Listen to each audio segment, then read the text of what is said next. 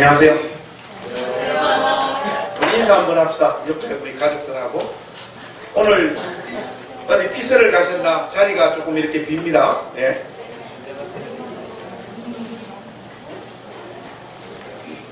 한 주간 동안 다들 잘 지내셨죠? 개, 돼지 여러분.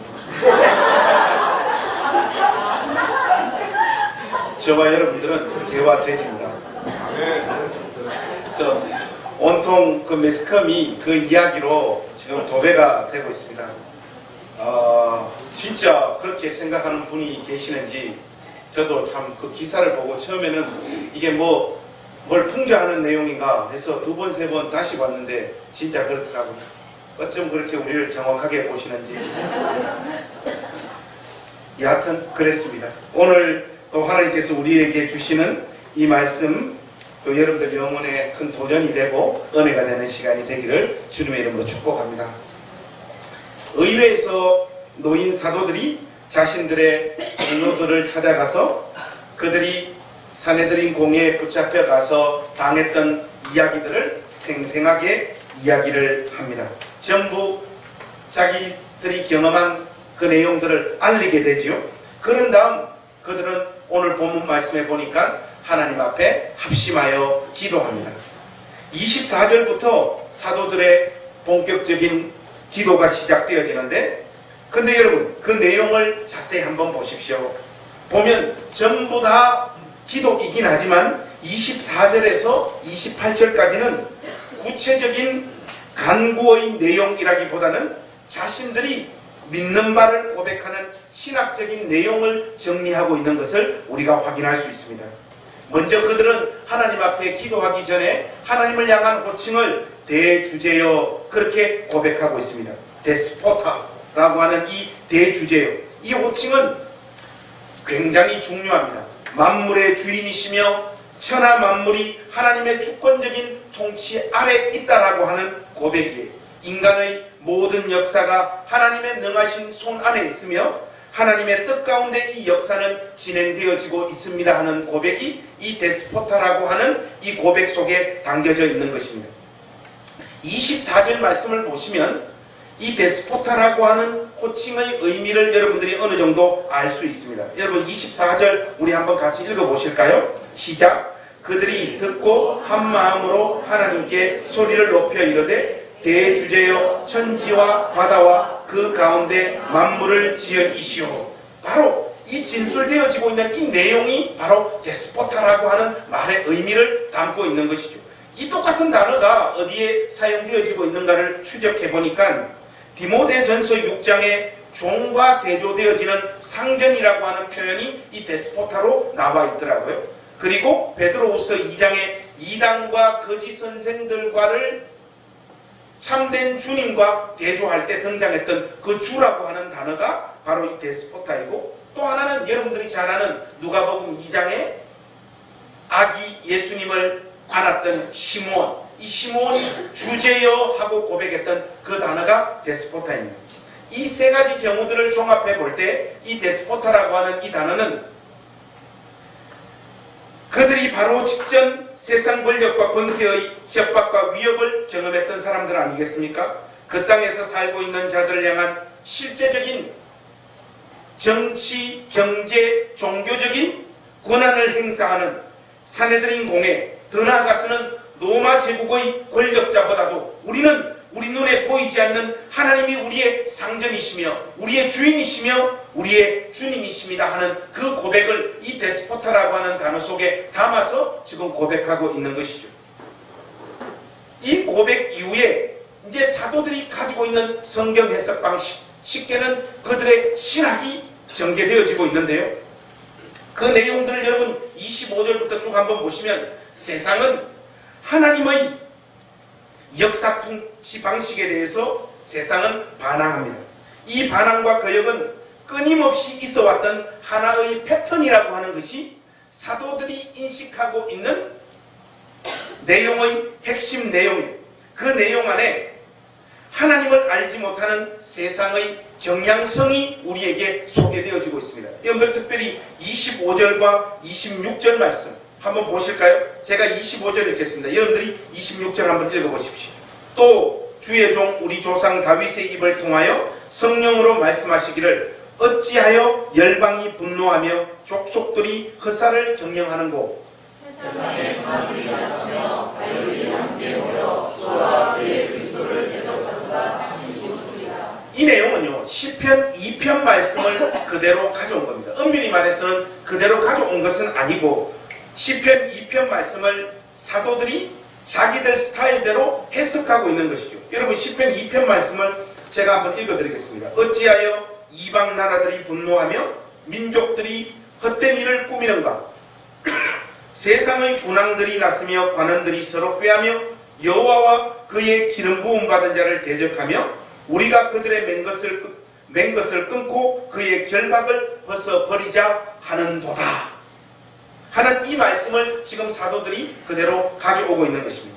자신들의 정황 속에서 주와 그리스도를 대적하는 구체적인 인물을 27절에 등장하는 헤롯과 본디오 빌라도로 규정하고 있어요. 이 부분이 참 재밌습니다. 그래서 여러분 27절 말씀 보면 이렇게 나와 있습니다.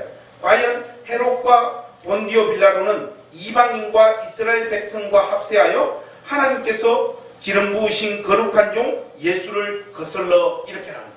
지금 사도들은 쉽게 말해서 시편 2편 말씀에 하나님을 알지 못하는 온 세계 열방이 하나님의 역사, 하나님께서 역사를 주관하시는 이 방식에 대하여 반항하고 대든다는 것이에요. 그런데 이 내용을 사도들은 그대로 가지고 와서 자기들의 삶이 진행되어지고 있는 이 순간 그 하나의 세상의 경향과 패턴이 우리 시대 때도 동일하게 진행되어지는데 지금 이 시점에서는 그 하나님을 향하여 대들고 있는 작자들이 누구다? 헤롯과 본디오 빌라도다. 이렇게 이야기를 하고 있다 이 말입니다. 아마도 여기에 등장하는 두 인물인 헤롯과 이 빌라도가 등장하게 되어진 이유는 누가복음 23장 12절의 표현 때문이 아닌가 싶습니다. 여러분 누가복음 23장 12절에 이런 내용이 나옵니다. 여러분 한번 들어보십시오. 헤롯과 빌라도가 전에는 원수였으나 당일에 서로 친구가 되니라. 어제의 원수가 오늘의 친구가 되는 이유는 오직 하나밖에 없습니다. 공동의 적이 생기면 그렇게 됩니다. 교회에서도 이런 일이 많아요. 분명히 저를 찾아와 어제까지는 서로를 욕했던 분들이 그 다음 주에 보면 굉장히 친하고 같이 자리에 앉아 있습니다. 그건 왜 그러냐? 두 사람에게 공통적으로 꼴보기 싫은 인간이 교회에 출연했기 때문에 꼭 이런 경우가 아니더라도 두 사람이 갑자기 친해진다. 이건 여러분들이 의심의 눈초리로 쳐다봐야 됩니다. 최근에 우리 교회 식구들 중에 급속하게 이렇게 관계가 친해지는 분들은 분명합니다. 원수가 생겼어요. 공동의 적이 생겼기 때문에 그렇습니다. 인간 안에서 가지고 있는 이 동기가 어떤 하나의 행동화되어질 때 보통은 선한 마음으로 시행되어지지 않습니다. 이 빌라도와 헤롯도 똑같습니다. 둘은 원수였는데 공동의 적이었던 예수님 때문에 그들의 마음이 하나로 모아지고 있다. 이렇게 이야기를 하고 있습니다. 여하튼 헤롯과 빌라도가 주와 그리스도의 대적이라고 하는 이 말씀은 바로 헤롯의 수하와 베드로의 수하 안에 있었던 모든 인생들이 기름 부음 받으신 종 우리 주 예수 그리스도를 대적하고 있다. 이렇게 여러분들 이해를 해도 문제가 없는 것이겠죠. 그런데 사도들은 빌라도와 헤롯을 대표로 하는 그리스도의 대적자들의 이 거역과 반항을 굉장히 독특하게 해석하고 있습니다. 여러분 27절과 28절 한번 보십시오. 사도들의 최종적인 인식이 재미나게 표현되어져 있습니다. 27절, 28절 우리 한번 같이 읽으십시다. 시작!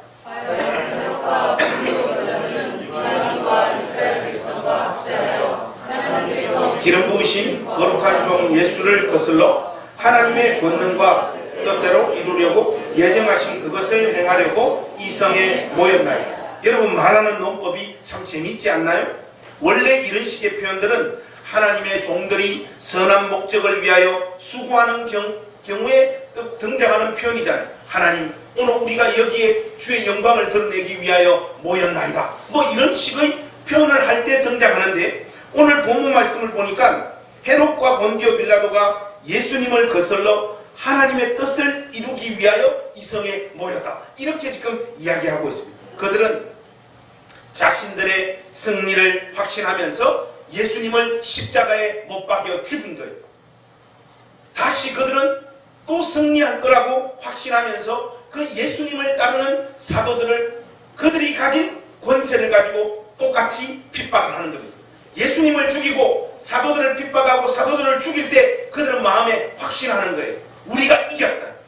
결국 눈에 보이는 실질적인 권한과 권세를 쥐고 있는 우리가 승리하고 이긴다라고 하는 확신 가운데 그들은 그들의 일을 집행합니다. 그런데 여러분, 그것이 하나님의 경륜과 뜻을 이루는 도구로 하나님은 사용하고 있다는 거예요. 여러분, 이걸 우리 시대의 사람들이 쉽게 이해할 수 있게 설명하자면 이건 몰래카메라입니다.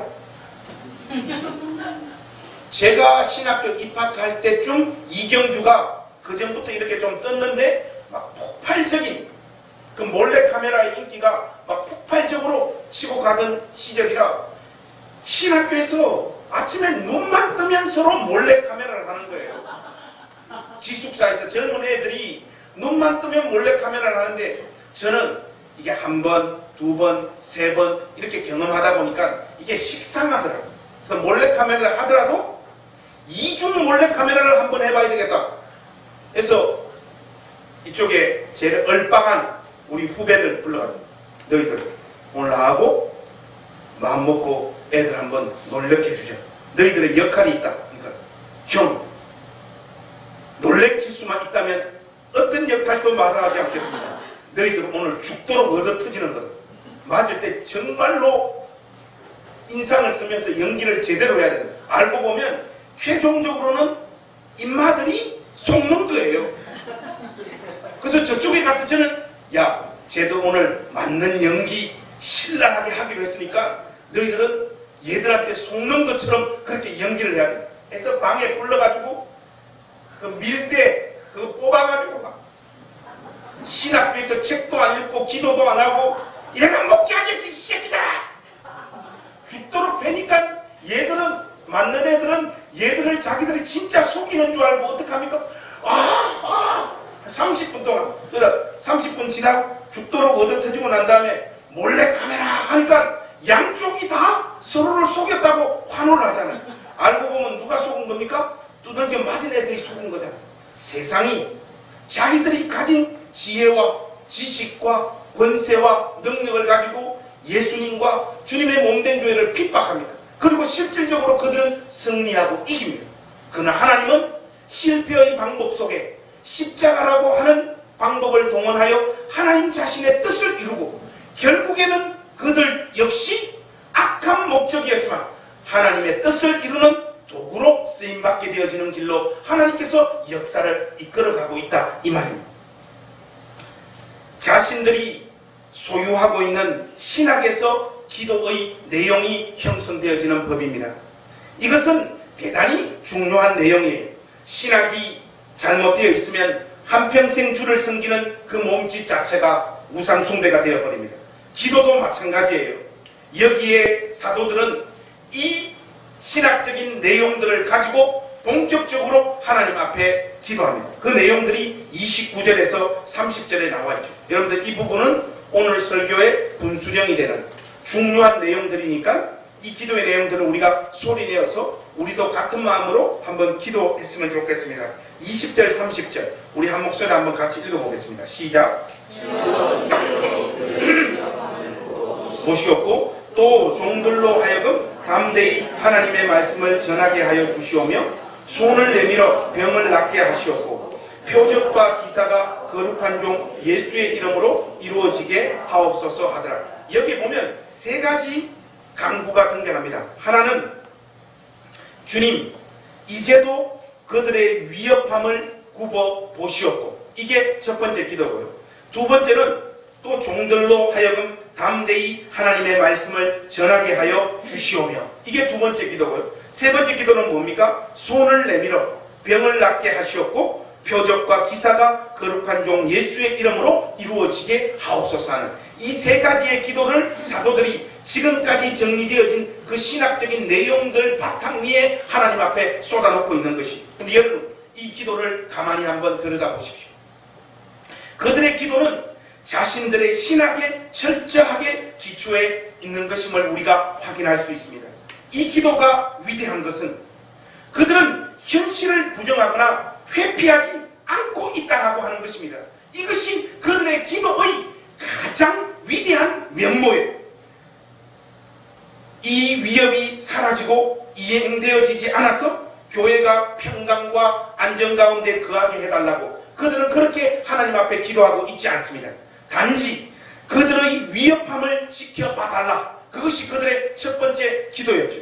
이 세상의 정체가 자신들의 복음 전파를 통하여 하나님 온전히 역사 가운데 현실 가운데 드러나게 해 주옵소서. 이것이 그들의 기도의 요청이었습니다. 왜 이 기도를 하고 있습니까? 그렇게 해야지만 세상의 생리와 세상이 하는 방식이 드러나고 그것들을 통하여 하나님의 경륜들이 성취되어지고 이루어지기 때문입니다. 이 기도 자체가 사도들과 사도들을 따르는 성도들의 삶에 무슨 구체적인 유익이 있었겠습니까? 없지요. 없지만 하나님의 경륜과 뜻이 생생하게 이루어지는 그 사실들, 하나님이 일하시는 방식들을 우리가 생생하게 목격하기를 원합니다 하는 그 기도를 드리고 있다 이 말이죠. 그래서 여러분, 이어지는 당연한 기도는 무엇입니까? 그들의 위협과 핍박이 현실이 되다 보니까 당연히 사도들은 담대히 하나님 우리를 세우신 그 목적을 따라 담대히 하나님의 말씀을 전하게 해 주십시오 하는 이 청원이 하나님 앞에 드려질 수밖에 없는 것이 위협과 핍박이 생생한 현실이기 때문에 그렇습니다. 하나님의 최종 승리를 확신하는 신자라고 해서 육의 한계를 무조건적으로 넘어설 수 있다라고 믿지 마십시오. 신앙의 이름으로 천상에 사시는 분들이 교회 안에 종종 계세요. 목사님, 저는 아무것도 두렵지 않아요. 주님께서 나와 함께 하시니 저의 마음에는 평강이 넘칩니다. 여러분, 왜 이런 말들을 쏟아놓느냐? 이는 더 겁이 나기 때문에 그렇습니다. 제가 역사 가운데 어떤 핍박의 내용들을 설교 준비하기 위해서 한번 찾아봤어요. 우리나라 사례를 찾아보니까 제일 대표적인 분이 주기철 목사님과 손양원 목사님입니다. 먼저 주기철 목사님이 죽기 전에 사랑하는 사모님에게 남긴 유언이 여러분 뭔지 아십니까? 한번 들어보십시오. 막내에게는 생명보험금으로 잘 교육시켜달라. 그리고 어머니를 잘 봉양하라. 어머니께 참 죄송하다. 이게 주기철 목사님이 마지막에 남기고 가신 말씀이에요. 이에 사모님, 오정모 사모님이 이 이야기를 듣고 어떤 말을 쏟아놓으시는가 하면 목사님이 가정에 무슨 미련이 남아서 이런 것을 보낸 것이냐. 주를 위해 살겠다는 사람이 왜 가정 문제를 주님께 맡기지 못하십니까? 저는 이런 여자하고 못 삽니다. 순교 당일 평양형무소 소장의 주선으로 오정모 사모님과의 최후 면회가 이루어졌다고 해요. 면회라기보다는 금방 죽을 것 같은 느낌을 받은 형무소장이 이 감옥에서 이 사람 죽기보다는 자신들의 관대함을 표현하기 위해서 최종적으로 석방해줘서 집으로 데려가서 임종을 맞이하라라고 하는 마지막 배려를 한 것 같아요. 근데 오정모 사모님은 얼마나 독하신 분인지 주 목사님이 감옥에 있는 동안 따뜻한 방에서 단 하루도 주무시지 않으셨어요. 그래서 집으로 데리고 가도 좋다라고 하는 연락을 받으셨는데 이 오정모 사모님이 마지막에 이렇게 말했어요. 그 주 목사님고, 당신은 꼭 승리하셔야 합니다. 살아서는 이곳을 못 나오십니다. 이거 부인 맞습니까?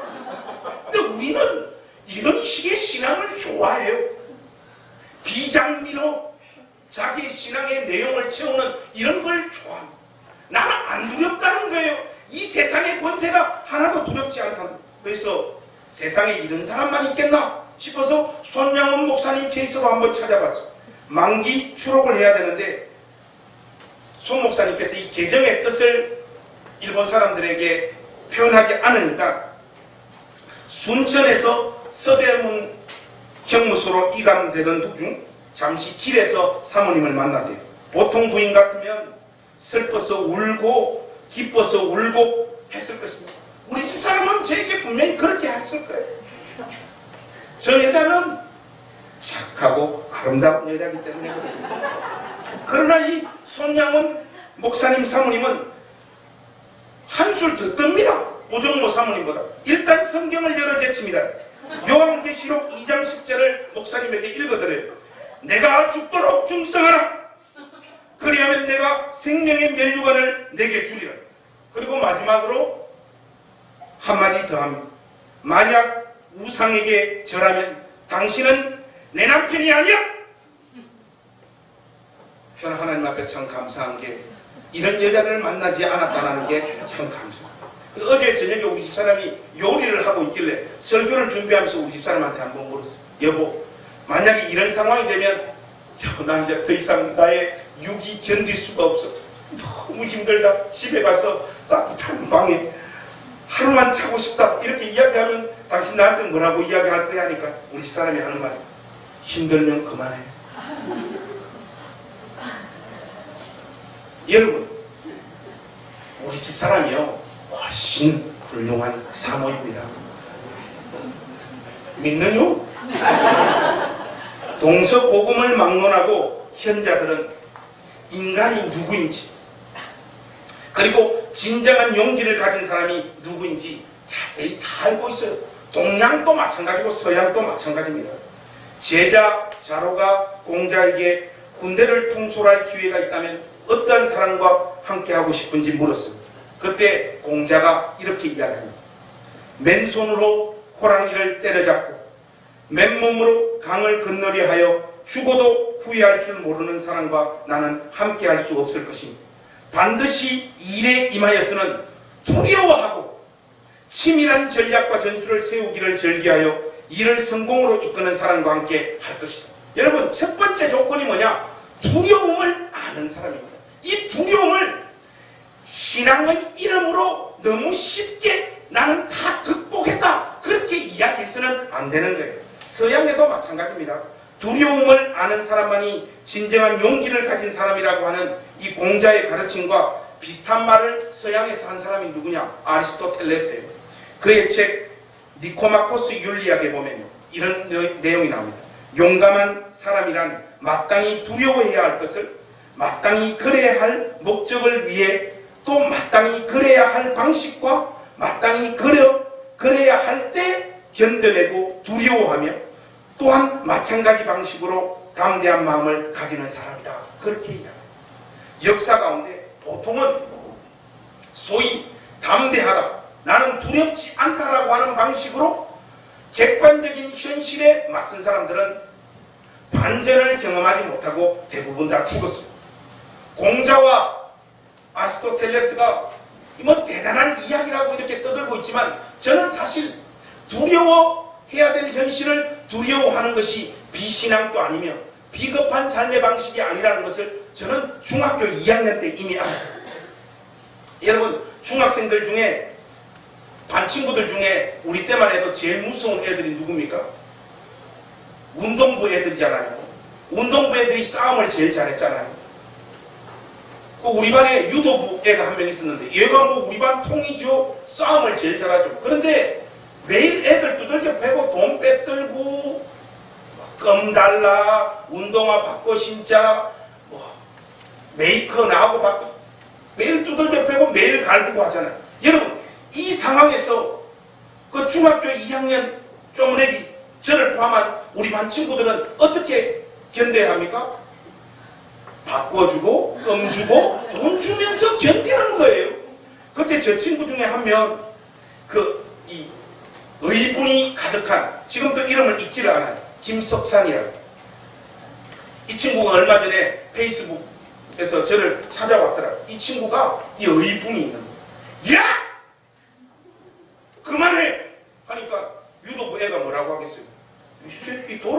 이러죠. 하니까 너 죽을래? 이러니까 내가 나한테 왜 죽냐?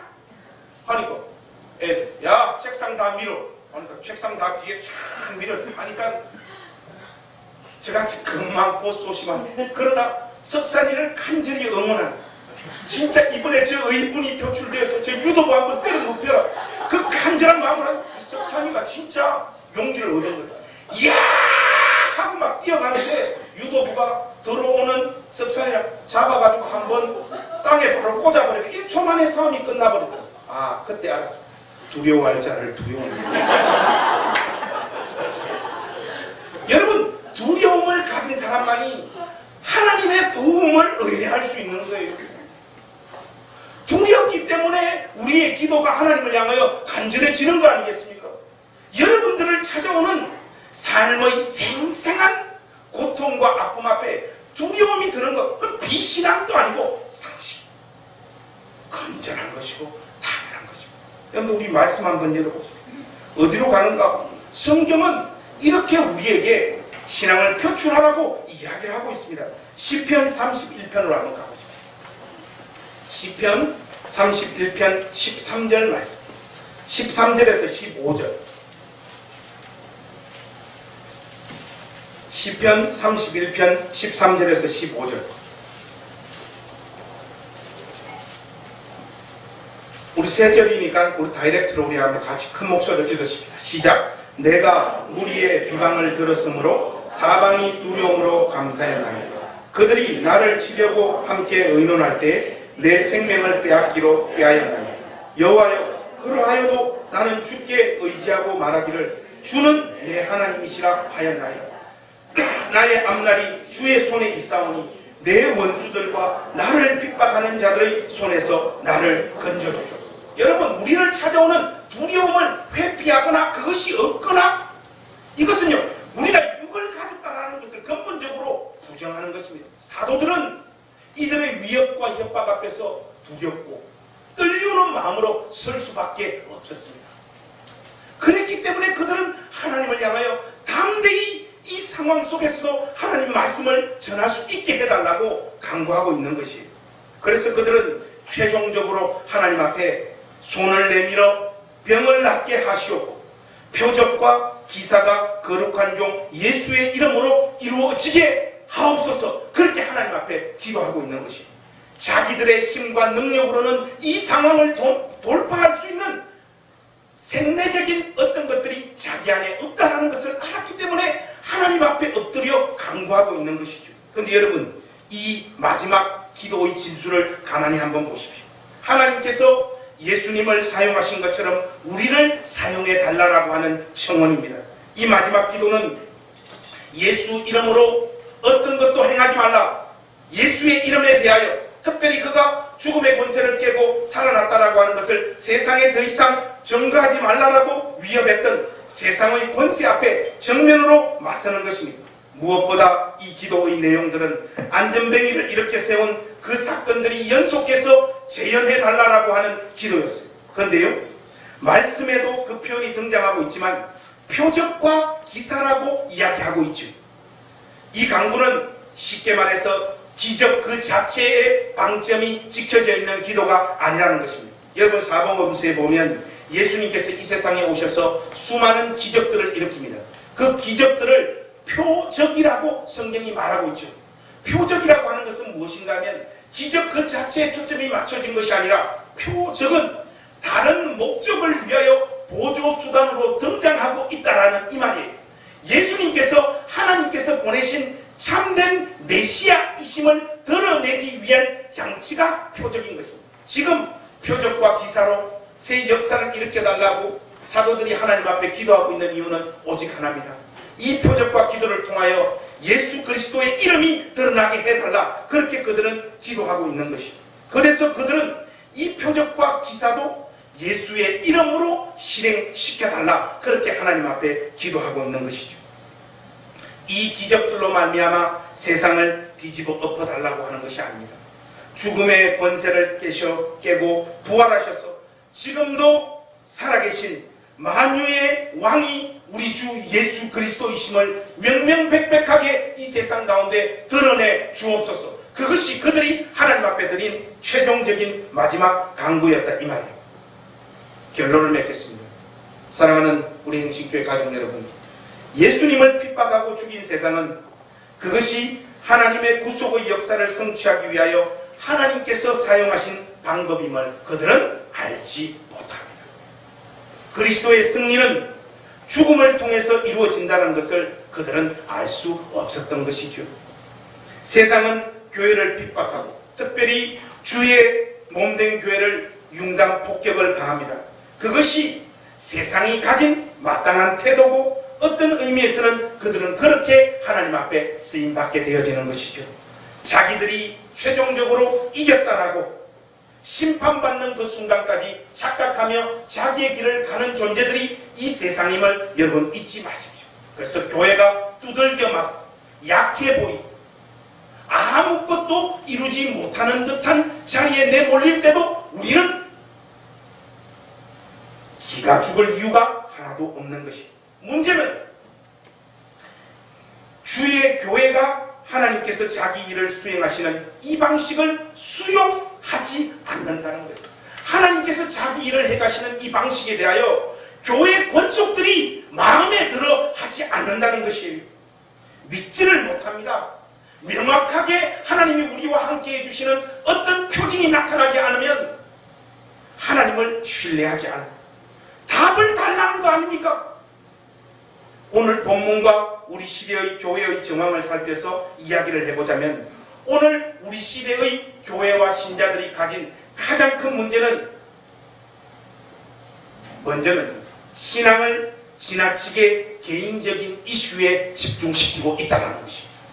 하나님의 일, 하나님의 경륜이 성취되어지고 있는 그 흐름 가운데 하나님 우리를 등장시키셔서 하나님 자신의 목적과 영광을 성취하시는 분이라는 것을 우리가 자꾸 망각을 하고 기독교 신앙을 개인적인 이슈에 집중시키려고 한다는 것. 이것이 우리가 가지고 있는 신앙의 가장 큰 문제입니다. 또 하나는 하나님의 일의 방정식을 자기 마음대로 인위적으로 만들어낸다는 것이 하나님의 마음과 하나님의 관심에는 아무 관심이 없습니다. 아무런 상관도 없는 것들을 자신들의 신앙의 이슈로 만들어서 거기에 정성과 열심을 쏟아붓고 있는 것. 그것을 기도라고 이야기를 하고 있고 그것을 스스로 기독교 신앙이라고 규정하고 살아가는 시대가 되어버렸어요. 우리의 땡깡, 우리의 간절함, 이것을 기독교 신앙의 기초로 삼고 있다 이 말이에요. 에밀 아자르가 쓴 자기 앞의 생이라고 하는 유명한 책이 있습니다. 여기에 보면 주인공 모모가 등장해요. 이 주인공 모모는 폴란드 유대계 태생의 아주머니와 함께 삽니다. 이 집에는 깐난쟁이 애들부터 한 10살까지의 애들이 7, 8명이 아파트에 같이 살아요. 그런데 이 아이들의 엄마들의 공통점이 있습니다. 모두가 다 창녀예요. 그래서 이 엄마들이 돈을 벌기 위해서 이 아이를 이 아줌마에게 맡겨놓은 거예요. 그리고 이 창녀들은 이 땅에서 먹고 살아야 되기 때문에 자기들 이 돈을 쉽게 벌 수 있는 곳에 다 가서 자기 나름대로의 삶을 살고 돈만 보내고 있는 거예요. 그래도 어떤 일들이 있으면 이 엄마들이 한 번씩 애들을 보러 찾으러 옵니다. 그런데 주인공 모하메드, 어른들이 부르는 호칭으로는 모모, 이 모모에게는 엄마가 단 한 번도 찾아오지를 않아요. 그래서 이 모모가 왜 다른 부모님들은 우리 집에 다 오는데 우리 부모님, 특히 우리 엄마만 원하를 찾아오지 않을까 싶어가지고 자기가 땡깡을 부리면 자기 엄마도 자기를 보러 올 것이라고 이 고마 아기가 방법을 동원하는데 그 방법이 뭐냐? 아파트 방 안과 자기 집 주위에 똥을 사기 시작합니다. 무조건 그냥 똥을 사놓는 게 여기도 한 무대기, 저기도 한 무대기, 저기도 한 무대기. 그러다 보니까 아이들의 행동 패턴들은 전념성이 강하잖아요. 그것이 아이들이 가지고 있는 살아가는 자기들의 나름대로의 문법이지 않습니까? 모모가 똥을 사니까 그 집에 있는 애들이 똑같이 모모를 따라합니다. 온 집이 똥판이 되는 거예요. 그러니까 이 애를 기르는 그 아줌마가 이 아우슈비츠에서 살아온 아주머니인데 거기서 뭐라고 이야기하는가 하면 바로 이곳이 아우슈비츠다 그렇게 이야기해요. 제가 여러분들에게 드리고 싶은 말씀이 뭔가 하면 아무리 똥을 사는 방식으로 땡깡을 부려도 모모 엄마는 오지 않아요. 기독교 신앙은 우리의 간절함과 정성의 기초에 있지 않습니다. 제발 우리 가족들 여기에서 빠져나올 수 있기를 바라요. 우리의 가장 간절한 기도는 왜 예수 믿는데도 내 인생과 내 삶이 이 모양이냐? 이거 아닙니까? 이거 이외에 여러분들이 하나님 앞에 간절히 쏟아놓고 있는 기도가 무엇이 있습니까? 하나님의 역사 목적을 성취하는 이 일의 도구로 쓰임받기를 원합니다. 이 기도를 여러분들이 하나님 앞에 간절히 쏟아놓던 적이 있습니까? 없습니다. 그 개인적인 문제가 신앙의 이름으로 해결이 안 되니까 우리 시대의 종교 영업자들이 하나님의 역사하시는 방식을 자기 스스로 규정하고 만들어내서 민중 가운데 퍼뜨리고 있는 것이에요. 그래서 민중들의 마음들을 다 빼앗아가고 있는 것입니다. 그것이 무엇입니까? 제가 볼 때는 대표적인 거 세 가지. 하나, 자기를 부정적으로 보지 말고 긍정적으로 보십시오. 마음의 소원을 품고 그것이 이루어진다고 확신하고 기도할 때 특별히 구체적으로 자세히 기도하십시오. 긍정적인 나, 그 이미지를 자기 가슴에 형성하라는 거예요. 이게 한 큰 부류고, 또 하나는 당신의 재정 상태가 왜 어려운지 아느냐. 왕께서 요구하시는 대로 사용하지 않아서 그렇다. 왕이신 하나님께서 요구하시는 대로 여러분들 가지고 있는 재물을 사용하면 하나님께서 여러분들의 재정적인 어려움을 해결해 주실 것이다.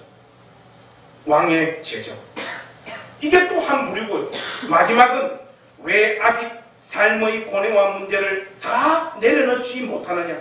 다 내려놓으면 바로 그때 주님께서 일하신다. 내려놓으면. 그래서 제가 다음 책들을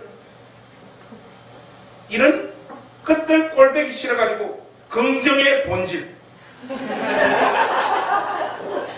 본질적 재정, 그리고 마지막으로 본질적으로 내려놓기, 이 세 권을 쓰려고 지금 마음을 먹고 있습니다. 누가 이렇게 말을 하니까 제가 참 돌아버리겠는데, 목사님 정말 그 책을 기다립니다 이래요.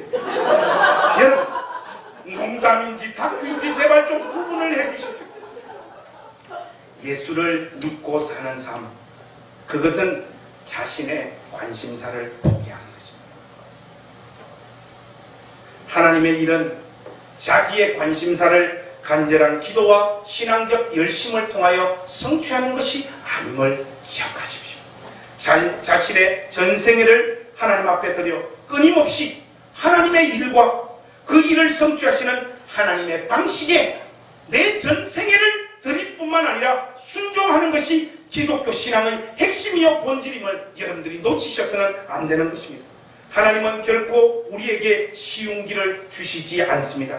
오늘 정리했다시피 죄가 왕노릇하고 있는 이 세상은 끊임없이 진짜로 예수 믿는 자들을 가만두지 않습니다. 괴롭히고 핍박하고 어려움을 주고 끊임없이 고난으로 몰아붙일 거예요. 그러나 그 위협함 앞에서도 담대하십시오.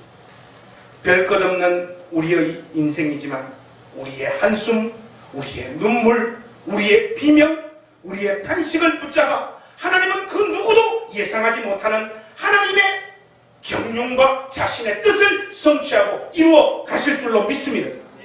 그리스도를 전하는 그 일로 겪는 시련과 아픔을 당연한 것으로 받아들이십시오. 예수 믿고 사는 고달픔을 여러분 인생의 명예와 훈장으로 인식하는 사람들이 믿음이 좋은 사람들입니다. 이 사실을 잊지 마시고 오늘 여러분들을 찾아오고 있는 별것 아니 그저 그런 이 삶을 진지함으로 담대함으로 살아내시는 복된 믿음의 사람들 되시기를 우리 주님의 이름으로 축복합니다. 기도하겠습니다. 하나님 아버지, 우리가 가지고 있는 우리의 관심사에서 해방되어질 수 있는 은혜를 주시옵소서. 하나님께서 이루시고자 하시는 그 일에 우리의 전생애를 드릴 수 있도록 도와주시고 그 일이 점점 우리의 심령 안에서 우리의 가장 큰 관심사가 되어질 수 있도록 은혜를 베풀어 주시옵소서. 연약한 저희들 하나님 능하신 손으로 붙잡아 주시기를 원합니다. 우리의 건강과 우리의 재정과 우리의 정서가 능하신 하나님 손 안에 있음을 고백합니다. 연약한 우리를 굽어 살펴주시고 우리 안에 있는 자질로 감당하지 못하는 이 세상의 시련과 위협 앞에 하나님께서 제공해 주시는 담대함을 얻기를 원합니다. 우리가 우리 자신들을 신뢰하고 믿어서 형성되어지는 것이 아니라 우리를 붙잡고 계시는 능하신 하나님을 생생한 눈으로 목격함으로 우리에게 주어지는 이 고달프고 어려운 세상살이들을 믿음으로 승리하는 복된 인생들이 되어지도록 은혜 베풀어 주시옵소서. 예수님의 이름으로 간절히 기도하옵나이다. 아멘.